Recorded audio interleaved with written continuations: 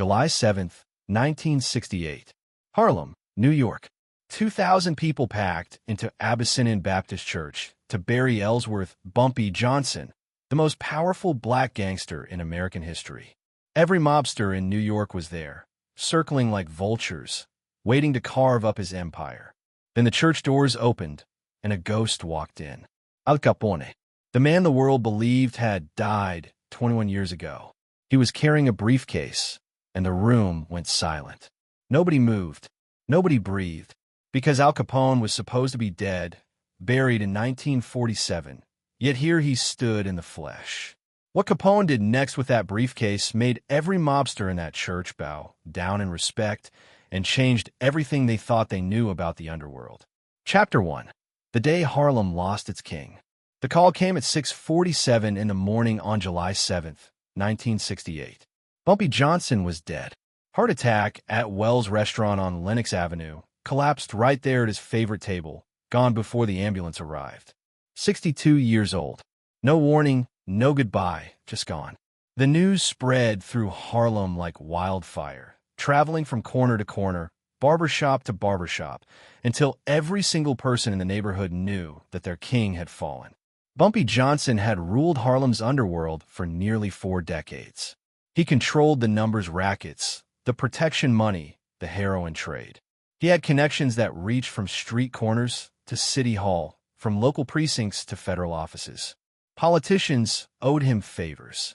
Police captains were on his payroll. Judges knew better than to cross him. Bumpy had built an empire worth millions, and he had done it while maintaining a code of honor that earned him respect from enemies and allies alike. But now Bumpy was gone, and his empire was up for grabs. Within hours of the announcement, phone calls were being made across New York City and beyond. The Italian family saw opportunity. The Lucchese family had been paying tribute to Bumpy for years, forced to respect his territory because Bumpy had the connections and the muscle to defend it. The Genovese family had tried to move into Harlem twice in the 1950s and had been pushed back both times. The Gambinos had a working relationship with Bumpy, but that relationship was built on Bumpy's personal power, not on any lasting agreement. Now every family was calculating. Who would take over Harlem? Who had the soldiers, the money, the connections to fill the vacuum that Bumpy's death had created? The smart money said it would be one of the Italian families, that they would finally absorb Harlem into their existing operations, that the era of black independence in the New York underworld was over.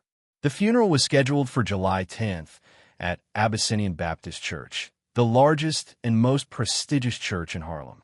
Every major figure in the city's underworld planned to attend, not to mourn but to assess, to calculate, to position themselves for whatever came next. The guest list read like a who's who of organized crime. Representatives from all 5 families would be there. Independent operators, aspiring successors, corrupt officials who had worked with Bumpy for years. Everyone who mattered would be in that church.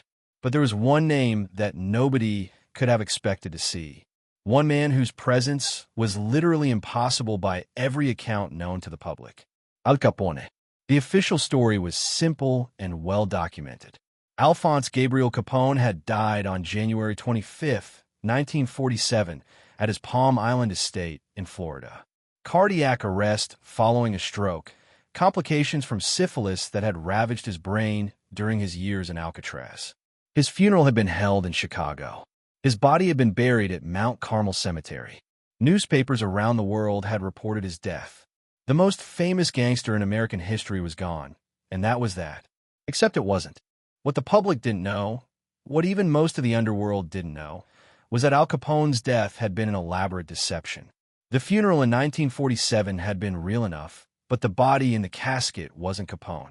It was a carefully selected look-alike, a man who had died of similar causes and whose face had been altered just enough to pass inspection.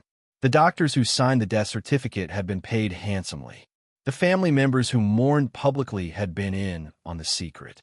And Al Capone himself had slipped away to begin a new life in the shadows. Why fake his death? The reasons were practical. The federal government had never stopped watching Capone after his release from prison in 1939. Tax investigators followed his every move. FBI agents monitored his communications. The IRS was building new cases, looking for any excuse to send him back to prison.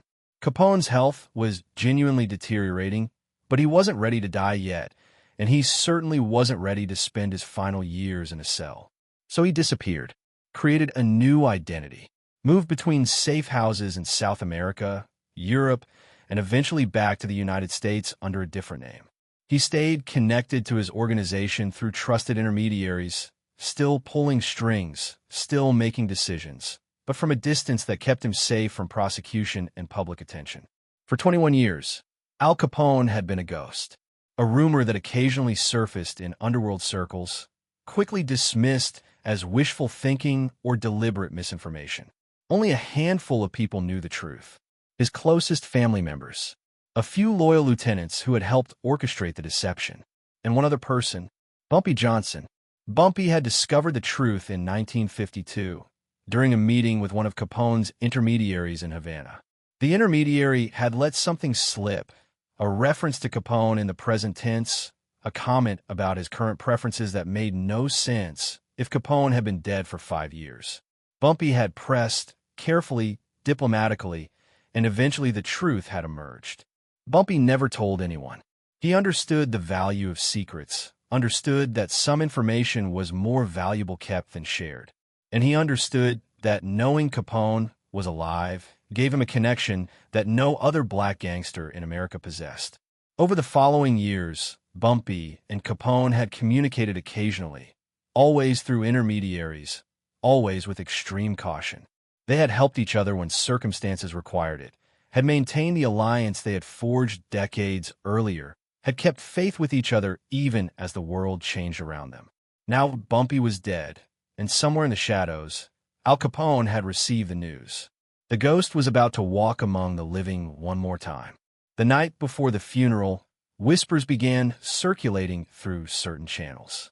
Something was going to happen at Bumpy's service. Something unexpected. Something that would change everything. The rumors were vague, impossible to verify, but they created an undercurrent of tension that added to the already charged atmosphere. Every mobster in New York was asking the same questions. What was going to happen? Who was going to make a move? And why did some of the oldest, most connected figures in the underworld seem nervous in a way that didn't match the circumstances? Nobody knew the answers, but everyone understood that whatever happened at Bumpy Johnson's funeral was going to be historic. Chapter 2, The Arrival.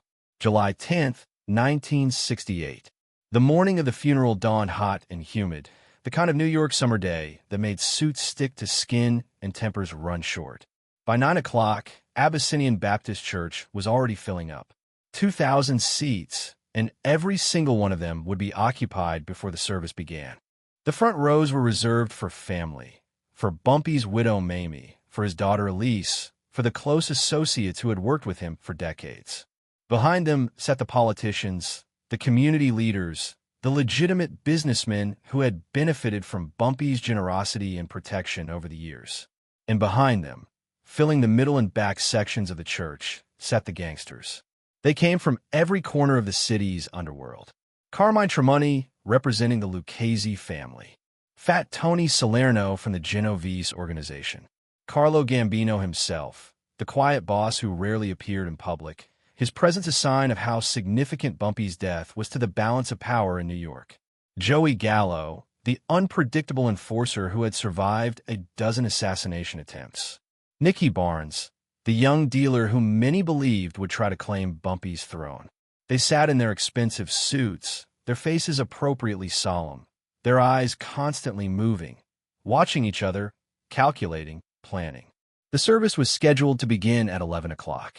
By 10:45, the church was full, the doors were closed, and the murmur of conversation filled the vast space like the hum of a beehive.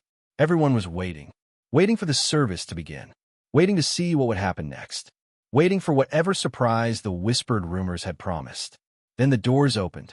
The man who walked into Abyssinian Baptist Church at exactly 10:52 was old, clearly, his face lined with age and marked by years of hard living. He was wearing a black suit, perfectly tailored in a style that seemed somehow out of time, with a black tie and a white pocket square.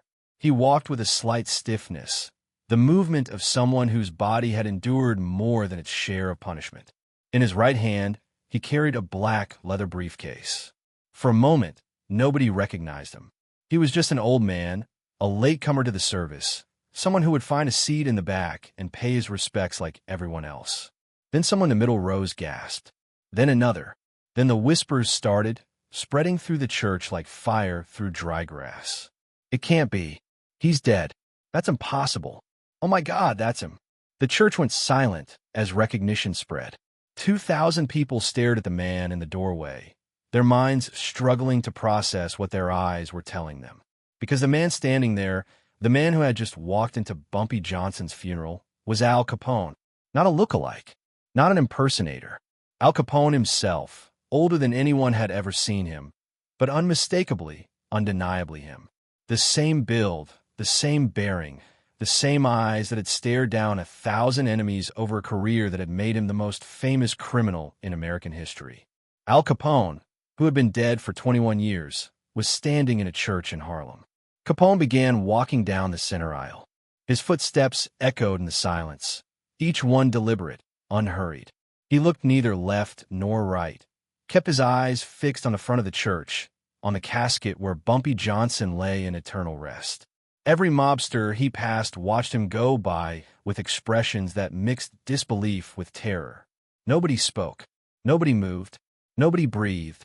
Carlo Gambino, the most powerful man in the New York underworld, sat perfectly still as Capone walked past his row, but his face had gone pale. Fat Tony Salerno's hand twitched toward his jacket before he caught himself, realizing that drawing a weapon in a church full of witnesses would be suicide regardless of who he was facing. Joey Gallo smiled slightly, the only person in the church who seemed to find the situation amusing rather than terrifying, his eyes bright with the delight of a man who loved chaos. The younger gangsters, the ones who had only known Capone as a name from history books, stared in confusion. They didn't understand what they were seeing. But the older men, the ones who remembered the 1930s and 1940s, who had heard the stories firsthand, who had lived through the era when Al Capone's name could make grown men tremble, they understood perfectly. The dead had risen, and he had come to pay his respects. Capone reached the front of the church and stopped before Bumpy's casket. He stood there for a long moment, looking down at the man who had been his secret ally for 35 years, the man who had kept his survival hidden from the world, the man who had maintained faith with him even when there was nothing to gain from it.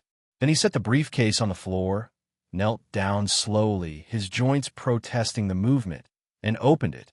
The church craned forward collectively, every neck straining to see what was inside. Cash, stacks and stacks of $100 bills, bundled together with rubber bands, filling the briefcase completely. $130,000 in cash.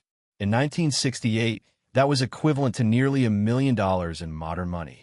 A fortune, a king's ransom, enough money to buy a dozen houses, to start a dozen businesses, to fund an army. Capone reached into the briefcase and pulled out the first stack, $10,000. He placed it gently on Bumpy Johnson's chest, inside the casket, on top of the silk lining that cradled the dead man's body. Then he reached for another stack, and another, and another. The church watched in stunned silence as the ghost of Al Capone placed $130,000 in cash on top of Bumpy Johnson's body. Stack after stack after stack, until the briefcase was empty and Bumpy's chest was covered with more money than most people in that church would see in a lifetime. When Capone was finished, he stood up slowly, closed the empty briefcase, and turned to face the congregation. 2,000 faces stared back at him, most of them still struggling to believe what they were seeing. Gangsters, politicians, community leaders, family members. All of them waiting to see what would happen next. All of them wondering if they had lost their minds, or if the world had suddenly become a place where the dead could walk. Capone cleared his throat and began to speak.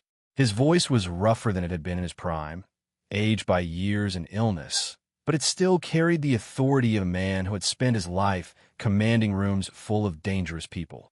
The first thing he said was simple. The reports of his death had been greatly exaggerated. Chapter 3. The Debt Between Kings. A ripple of nervous laughter passed through the church at Capone's words. quickly suppressed as people realized he wasn't joking. He stood before them, very much alive, and began to explain. He spoke slowly, deliberately, choosing each word with care. He acknowledged why everyone was shocked to see him. He understood that his presence was supposed to be impossible, that the entire world believed he had died in 1947. He understood that some of them were probably wondering if this was some kind of elaborate hoax, some scheme they couldn't yet comprehend. It wasn't a hoax. He was real. He was alive, and he was here to pay a debt. Capone explained the deception in broad strokes, not revealing all the details, but enough to make his survival plausible. The federal government had been determined to destroy him, to keep hounding him until he was either dead or back in prison. His health had been failing, genuinely failing, but he wasn't ready to die yet. So he had arranged his own death, created a new identity, and disappeared into the shadows where the government couldn't follow. For 21 years, he had lived as a ghost, watching the world change, watching the underworld evolve, watching from a distance as new powers rose and old powers fell. He had stayed connected to his organization, had continued to influence events when necessary, but he had done so invisibly through intermediaries and proxies and carefully constructed layers of deniability. Only a handful of people had known the truth. His family, a few trusted lieutenants, and Bumpy Johnson. The church stirred at this revelation. Bumpy had known. Bumpy had kept this secret for all these years. Capone confirmed it. Bumpy had discovered the truth in 1952, had figured it out through a combination of intelligence and intuition that had always marked him as one of the smartest men in the criminal world. And Bumpy had kept the secret, had never told anyone, had never tried to use the information for personal advantage, had simply maintained the alliance they had forged decades earlier, updated now by this shared secret that bound them together in a new way. That loyalty, Capone said, was why he was here. That loyalty was the debt he had come to pay. He began to tell the story of how that debt had originated. In 1933, Capone's organization had been in trouble. The federal government was closing in on his operations, squeezing his revenue streams, building the tax evasion case that would eventually send him to prison. Capone needed to move a large shipment of Canadian whiskey through New York, product that would generate enough cash to fund his legal defense and keep his organization running while he fought the government. But the New York families refused to help. They saw Capone's vulnerability as an opportunity to weaken a rival, to let the feds destroy him while they watched from a safe distance. Every door Capone knocked on in New York was closed to him. The Italians wouldn't touch his shipment. The Irish were too weak to help. The Jewish gangsters were already cooperating with the families that wanted Capone gone. Then someone suggested he talk to Bumpy Johnson. Bumpy was still consolidating his power in Harlem at the time, still fighting off challenges from the Dutch Schultz organization, still building the empire that would eventually make him legendary. He had no obligation to help Capone. He had no reason to take the risk. If the families found out that Bumpy had assisted Capone against their wishes, they would have crushed him without hesitation. But Bumpy agreed to meet. They sat down together in a basement speakeasy on 135th Street, two men from completely different worlds, and they talked for 4 hours. Capone explained his situation. Bumpy listened without interrupting, his face giving nothing away, his mind processing every word. When Capone was finished, Bumpy asked one question. "Why should I help you?" Capone's answer was simple and direct. "Because we're the same. We're both outsiders. The families look down on you because you're black. They look down on me because I'm too loud, too violent, too Italian. They'll never accept either of us as equals. But if we help each other, if men like us stick together, we can build something they can't destroy." Bumpy thought about it for a long moment, his eyes never leaving Capone's face. Then he agreed. Over the next 3 weeks, Bumpy's organization moved Capone's shipment through Harlem, using routes and connections that the families knew nothing about. The whiskey reached its destination safely. Capone generated the revenue he needed to mount his legal defense. And the two men forged a relationship that would last for decades. Through Capone's imprisonment, through Bumpy's rise to absolute dominance in Harlem, through Capone's faked death and secret survival. Capone never forgot what Bumpy had done for him. Over the years, he repaid the favor in dozens of ways. He warned Bumpy about federal investigations that his sources had uncovered. He provided muscle when Bumpy needed it, sending men from Chicago to handle problems that required outside solutions. He refused to allow his organization to move into Harlem, respecting Bumpy's territory when other Chicago bosses wanted to expand east. The money in the casket represented that debt. $130,000, the amount that Capone had made from the shipment Bumpy had helped him move 35 years ago. Adjusted for time, for interest, for the countless other favors that had passed between them over the decades. It was a king's tribute to another king, a final accounting between two men who had understood each other in ways that transcended race and geography and the usual boundaries of the criminal world. Capone looked out at the assembled gangsters. He told them that Bumpy Johnson was the most honorable man he had ever known in their business. A man who kept his word. A man who understood that respect was more valuable than money. A man who had built an empire not through brutality alone, but through intelligence, through relationships, through a code that most criminals were too stupid or too greedy to follow. Bumpy had kept Capone's secret for 16 years, had never breathed a word of it to anyone, had taken it to his grave. That kind of loyalty, Capone said, deserved to be repaid. And now Bumpy was gone.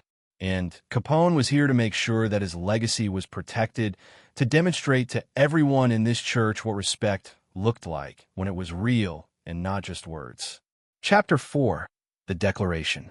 The church remained absolutely silent as Capone continued speaking. Every person in that room understood that they were witnessing something that would be talked about for generations. A dead man standing before them, explaining his resurrection, paying tribute to another fallen king. It was the stuff of legend, and they were living through it in real time. But Capone wasn't finished. He had come to do more than explain his survival and pay his debts. He had come to make a declaration that would reshape the underworld. Capone addressed the Italian mobsters directly. He looked at them one by one, meeting each pair of eyes, letting his gaze linger long enough to make them uncomfortable. He knew what they were thinking, he said. He knew they saw Bumpy's death as an opportunity to finally absorb Harlem into their operations, to take control of the numbers rackets and the heroin trade and the protection money that had flowed through Bumpy's hands for decades. He knew they had been planning, calculating, positioning themselves to move the moment the funeral was over. He was here to tell them that wasn't going to happen. Harlem belonged to Harlem. It had belonged to Bumpy Johnson, and now it would belong to whoever Bumpy's people chose as a successor. Not to the Lucchese family, not to the Genovese family, not to the Gambinos or the Colombos or any other Italian organization that thought they could move in now that Bumpy was gone. Capone looked directly at Carlo Gambino as he said this. The most powerful boss in New York stared back without expression, but everyone in the church could see the tension in his shoulders, the slight tightening of his jaw. Gambino had built his empire on patience and caution, on avoiding confrontations that could be avoided, on calculating odds, and only moving when success was certain. And right now, he was calculating odds that had suddenly become very different from what he had expected. Capone explained his reasoning. He told them that Bumpy had built something special in Harlem, something that went beyond mere criminal enterprise. Bumpy had protected his community, had provided services that the legitimate government refused to provide, had created opportunities for people who had no other options. He had been a criminal, yes, but he had also been a leader, a benefactor, a man who understood that true power came from the support of the people you ruled, not from the fear you inspired. Destroying that, absorbing it into Italian operations that would extract wealth from Harlem without giving anything back, would be a betrayal of everything Bumpy had stood for. It would be an insult to his memory, a desecration of his legacy. And Capone would not allow it. The room shifted uncomfortably. Everyone understood what Capone was really saying. He was threatening war. If any Italian family moved on Harlem, Chicago would retaliate. Not just against that family, but against all of them. Capone had been out of the public eye for 21 years, but he had not been inactive. He still had soldiers. He still had connections. He still had resources that the world didn't know about. and he still had the ability to make life very difficult for anyone who crossed him. The fact that he had successfully faked his own death and remained hidden for over 2 decades was proof enough of his capabilities. If Capone could deceive the entire world about something as basic as whether he was alive or dead, what else might he be capable of? But Capone wasn't finished.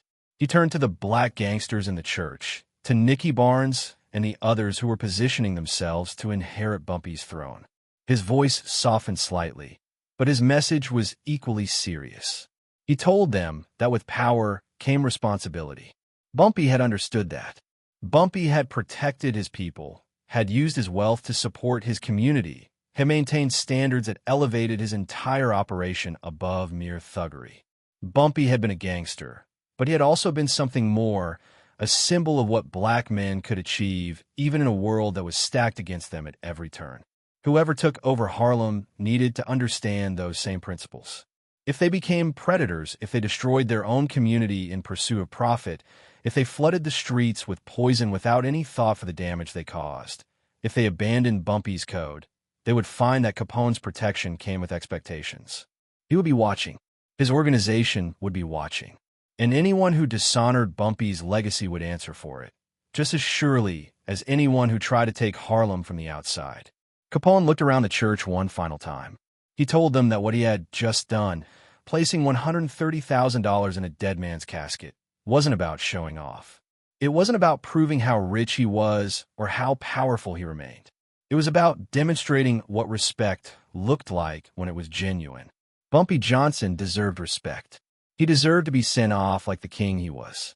And anyone who didn't understand that, anyone who thought they could dishonor his memory by tearing apart what he had built or by betraying the community he had served, was to learn a very painful lesson about what happened to people who disrespected men like Bumpy Johnson and Al Capone. The church was frozen. Nobody moved. Nobody spoke. Capone turned back to the casket, looked down at Bumpy one last time. He reached out and touched the dead man's shoulder gently, a gesture of farewell between two men who had understood each other across every boundary that should have separated them. He said goodbye quietly, words meant only for his old friend, promises that no one else would ever hear. Then he picked up his empty briefcase, walked back down the center aisle through rows of stunned mobsters, and left the church. Every eye followed him until he disappeared through the doors into the bright July sunlight. Chapter 5. The Aftermath. The funeral continued after Capone's departure, but nobody paid attention to the eulogies or the hymns or the prayers. Every mind in that church was racing, calculating, trying to understand what had just happened and what it meant for the future. Al Capone was alive. That single fact upended everything the underworld thought it knew about the balance of power in organized crime. For 21 years, everyone had assumed that Capone's influence had died with him, that Chicago's dominance had been permanently diminished, that the future belonged to the New York families who had risen to fill the vacuum his death had supposedly created. Now they knew better. Now they understood that Capone had been watching, waiting, building strength in the shadows while they squabbled over territory they thought was uncontested. The implications were staggering. The Italian families were in an impossible position. Capone had publicly declared Harlem off-limits, had threatened war against anyone who moved on Bumpy's territory. To challenge that declaration would mean open conflict with an enemy they had thought dead, an enemy who had just demonstrated that his reach and resources were far greater than anyone had suspected. Carlo Gambino understood this better than anyone. He sat in his pew as the funeral service droned on around him, his mind working through the possibilities and finding no good options. Gambino was a careful man, a strategic thinker who avoided confrontation whenever possible. As much as he might have wanted to absorb Harlem's lucrative operations, the cost of fighting Capone was too high. The risk was too great. Better to respect the declaration, to find other ways to expand, than to start a war against an opponent whose true capabilities were now terrifyingly unclear. The other bosses reached similar conclusions. Fat Tony Salerno caught Carmine Tremonti's eye across the church, and something passed between them, an acknowledgement that their plans for Harlem were no longer viable. Joey Gallo was still smiling, but even he seemed sobered by what he had witnessed. A ghost had walked into their midst and changed everything. Within days of the funeral, word spread through the underworld that Harlem was protected. No Italian family would move against Bumpy's successors. No outside organization would attempt to claim his territory.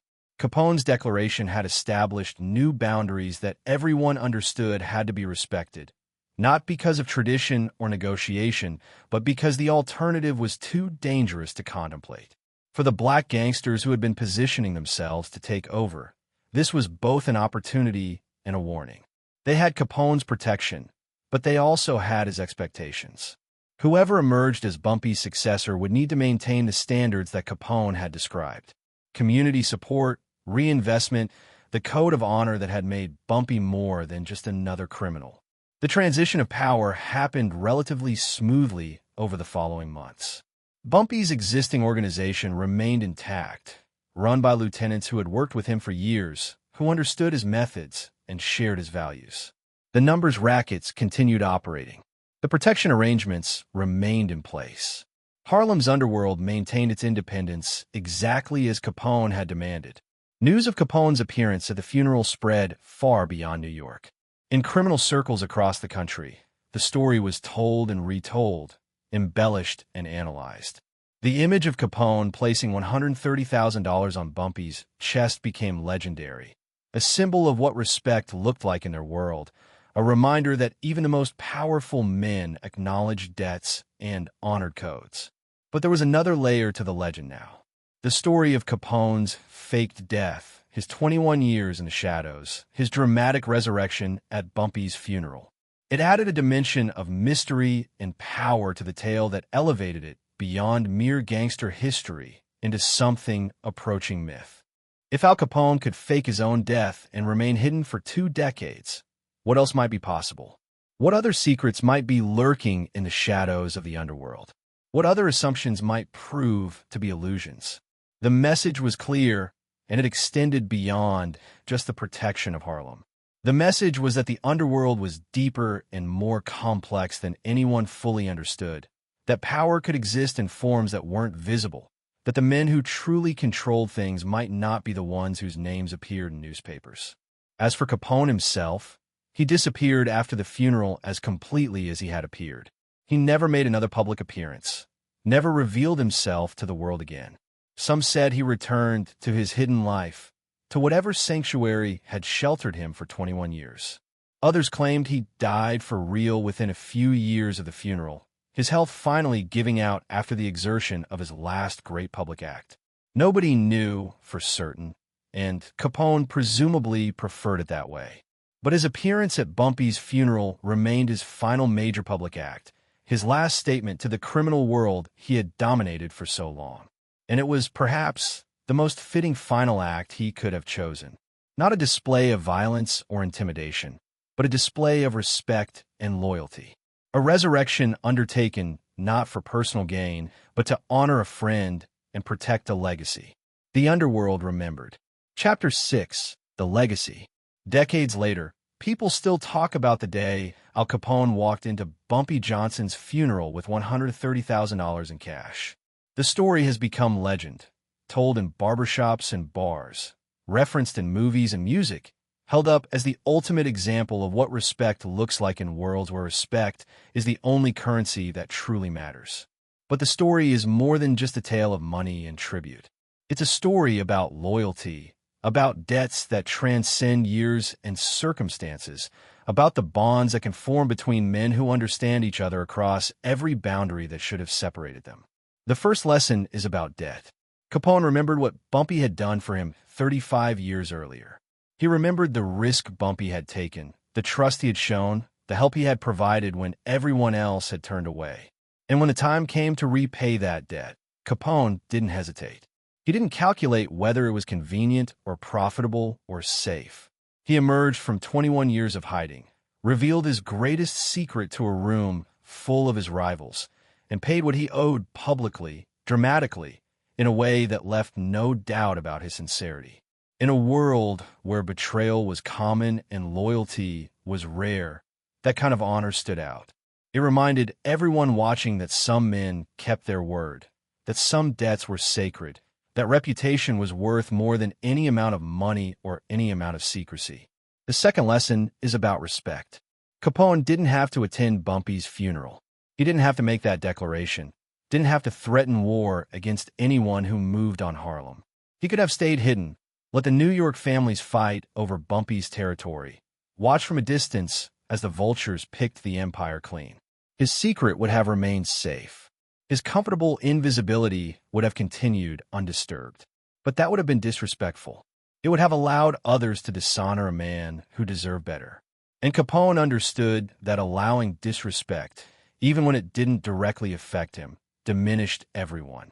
If Bumpy could be dishonored without consequence, then any of them could be. The code that held their world together depended on men standing up for each other, even in death, even at personal cost. The third lesson is about legacy. Bumpy Johnson spent his life building something. Not just wealth and power, but a reputation, a set of relationships, a community that depended on him and trusted him. When he died, that legacy could have been destroyed in weeks. Rival gangsters could have torn apart everything he built, could have reduced his life's work to nothing. Capone's intervention preserved that legacy. It ensured that Bumpy's organization survived, that his people were protected, that his memory was honored. In doing so, Capone demonstrated what it meant to truly respect someone. Not just mourning them, not just saying nice things at their funeral, but actively protecting what they had built, even when it cost you something precious. And there is a fourth lesson, perhaps the most important one. It's about the nature of power itself. For 21 years, the world believed Al Capone was dead. His enemies thought they were safe from him. His former territories were divided among those who assumed his influence had ended. Everyone operated on the assumption that one of the most dangerous men in American history was gone forever. They were wrong. Capone was alive the whole time, watching, waiting, maintaining his connections and his capabilities in ways that no one suspected. When he finally revealed himself, he did so at a moment of his own choosing, for purposes that served his own values, and in a way that reminded everyone of how little they truly understood about the world they lived in. That's what real power looks like. Not the loud, visible displays of strength that attract attention and opposition. Not the flashy wealth that makes you a target for law enforcement and rivals alike. But the quiet, patient accumulation of capability and connection that allows you to act decisively when the moment requires it. Bumpy understood this kind of power. He built his empire on relationships and respect, not just violence and intimidation. He cultivated connections at every level of society. He made himself valuable to people who could help him and dangerous to people who might threaten him. And he did it all while maintaining a code that earned him genuine loyalty, not just fearful obedience. Capone understood it too. His fake death was the ultimate expression of this philosophy. By becoming invisible, he became invulnerable. By appearing to lose everything, he preserved what truly mattered. And when he finally revealed himself at Bumpy's funeral, he demonstrated that the power he had accumulated over a lifetime was still intact, still potent, still capable of reshaping the world around him. $130,000. That's what Capone placed on Bumpy's chest. A fortune by any measure. Enough money to change lives, to build businesses, to secure futures. But Capone didn't see it as a loss. He saw it as an investment in his own reputation, in the code that governed his world, in the legacy of a man who had earned his respect over 35 years of dangerous alliance. An investment in the principle that some things matter more than money, more than safety, more than the comfortable invisibility he had cultivated for 2 decades. And in that sense, it may have been the best investment Al Capone ever made. Because decades later, people still remember. They remember what respect looks like. They remember what honor means. They remember that even in a world of criminals and killers, some men stood for something more. Bumpy Johnson was king of Harlem. Al Capone was king of Chicago. One died in 1968, mourned by thousands. The other had supposedly died in 1947, but rose from the grave to honor his friend one last time. And on July 10th, 1968, in a church in Harlem, One king paid tribute to another in a way that neither would ever forget. That's the legacy. That's the lesson. That's why the story still matters. Rest in peace, Bumpy Johnson. Rest in peace, Al Capone, whenever and wherever you finally found that rest. Two men who understood that in this life, you're either somebody or you're nobody. And both of them chose to be somebody. The ghost walked into the funeral. The ghost paid his respects. The ghost protected his friend's legacy. And then the ghost disappeared again, back into whatever shadows had sheltered him for 21 years. But the legend lives on. The legend of the day a dead man walked into a church with $130,000 in cash, placed it on another dead man's chest, and reminded the world that some bonds are stronger than death itself.